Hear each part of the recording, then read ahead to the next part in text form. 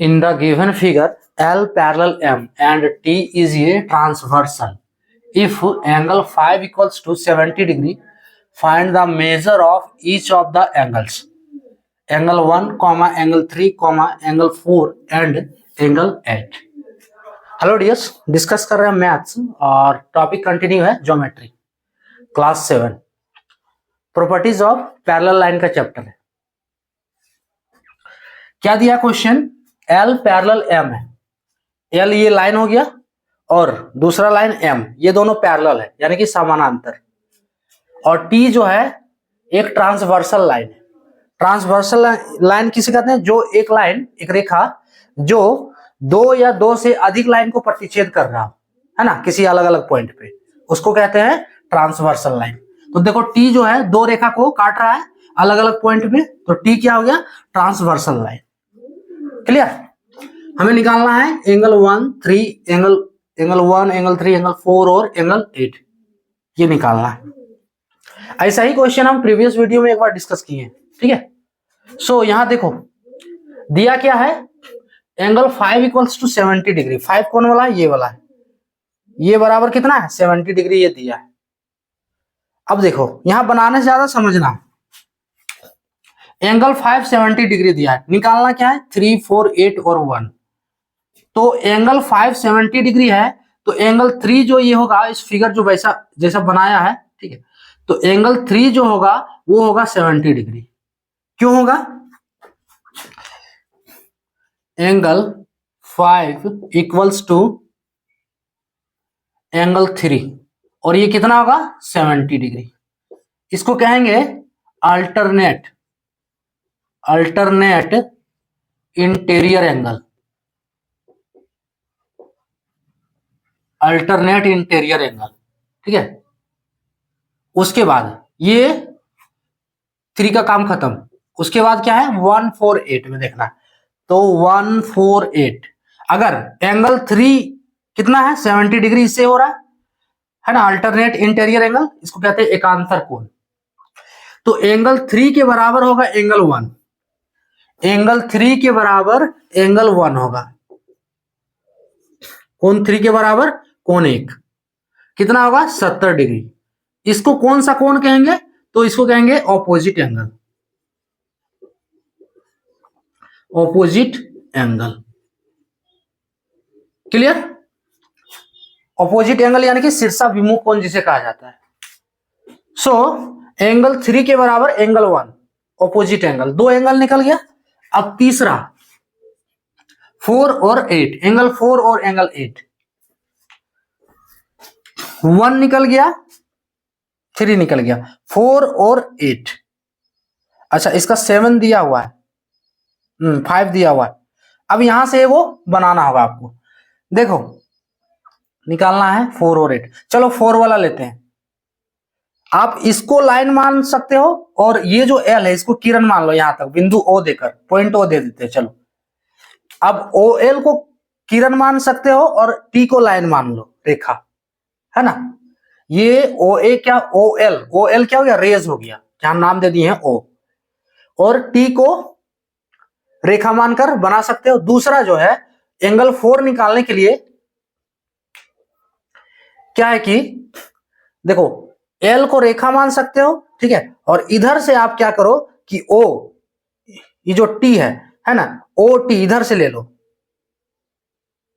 4 निकालना है ना, तो OT को इधर से आप इधर या फिर यहां पे कोई नाम दे दो, T को यहां रख देते हैं। चलो अब ये OT को किरण मान लो, उस प्रकार भी निकाल सकते हो। दोनों में से कोई तरीका का भी करना। क्या है इसमें?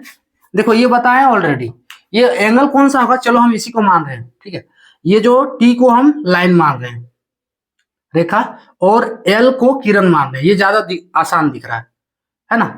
तो यहां से ध्यान दो कि ये जो लाइन पूरा है, इस लाइन का कोण कितना डिग्री हो जाएगा? यहां पे पूरा अगर लें तो ये 180 हो जाएगा, होगा। अब 180 में से कौन वाला एंगल निकला? 1 वाला, 70। ये 180 में से ये 70 डिग्री इधर का एंगल हो जा रहा है, तो इधर का एंगल कितना होगा? ये पूरा 180 देखो, इसका रफ यहां देखो है। चलो अभी नहीं बता रहे, ये पूरा कितना हो गया? 180 हो गया। अब इसको काट रहा है, ये वाला टी हो गया। ये सब हम जो है कॉन्सेप्ट पहले भी डिस्कस कर चुके हैं। ये इसको काट रहा है, कौन काट रहा है? एल, किरण एल काट रहा है, यहीं तक ले रहे हैं। अब ये पूरा 180 था टी पे, है ना, एंगल ओ समझ लो। तो इस ओ को डिवाइड कर रहा है किरण एल, तो दोनों मिला के 180 नहीं होगा? होगा। तो अगर ये पूरा 180 है, अब देखो बाकी का एंगल 70 है, ये वाला इधर इसको डिवाइड किया दो पार्ट में, तो ये एंगल 70 हो गया, और पूरा 180 था, ये पूरा 180, इधर वाला एंगल नहीं समझना, चलो इधर लिख देते हैं, है ना। लिखा इधर नहीं जाता है, कौन इधर लिखा जाता है, लेकिन बताने के लिए हम इधर 180 लिख दिए कि ये पूरा एंगल 180 है। अब ये 70 है, तो ये कितना होगा? तो 180 माइनस 70 करोगे कितना हो जाएगा? 18 माइनस 7 11, 110 डिग्री होगा। अगर इसको बनाना है तो फिर देखो,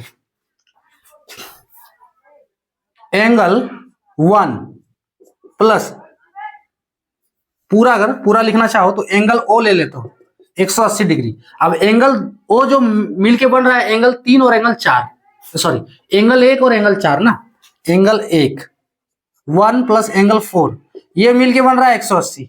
अब एंगल 1 का वैल्यू 70 डिग्री है, ठीक है, तो एंगल 1 की जगह पे 70 डिग्री प्लस एंगल 4 बराबर 180 डिग्री। यहां से एंगल 4 निकालेंगे तो 70 को आरएचएस ले चलेंगे, सो 180 माइनस 70 बराबर 110 डिग्री हो रहा है। और आपको यहां से अगर डायरेक्ट नहीं, ये लिखना ही होगा बनाने के लिए, ये थोड़ा लिखना होगा, है ना, कैसे होगा। आप कंपटीशन में जब सॉल्व करोगे तो फिर ये डायरेक्ट आप अपने आप समझ जाओ, है ना।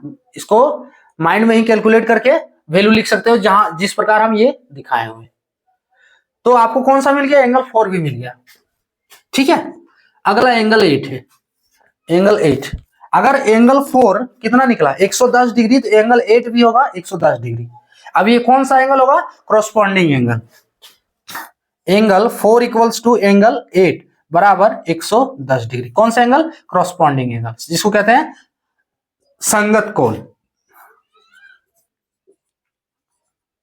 क्रॉसपॉन्डिंग एंगल, ठीक है। इसको क्या बोलते हैं? संगत कोण बोलते हैं। क्लियर? तो एंगल 8 कितना हो गया? 110 डिग्री। चारों निकल गया, चारों निकल गया।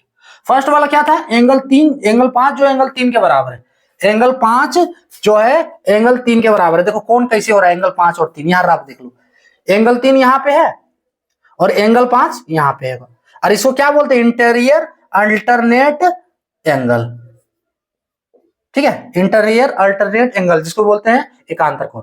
दूसरा वाला ऑपोजिट एंगल, एंगल 1 और एंगल 3, एंगल 1 और एंगल 3 का देखो ये कैसे बन रहा है, ऐसे बन रहा है, ये 3 हो गया ये वाला, और ये वाला 1 हो गया, तो दिख रहा है ऑपोजिट है, इसके ऑपोजिट कितना हो गया?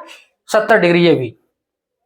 अब एंगल देखो, हाँ, इसको निकालने के लिए लीनियर पेयर, यहां पे आप चाहो तो लीनियर पेयर लिख सकते हो, लीनियर पेयर, ठीक है। ओ को यहाँ पे किसको मान लिया है? लाइन, हाँ, टी को लाइन मान लिया, ये लिखे नहीं है हम ऑलरेडी, ये सब डिस्कशन, ये जो इस टाइप का लीनियर पेयर वाला एंगल हम बहुत बार डिस्कस कर चुके हैं, देख लो, इसलिए हम नहीं लिखे हैं।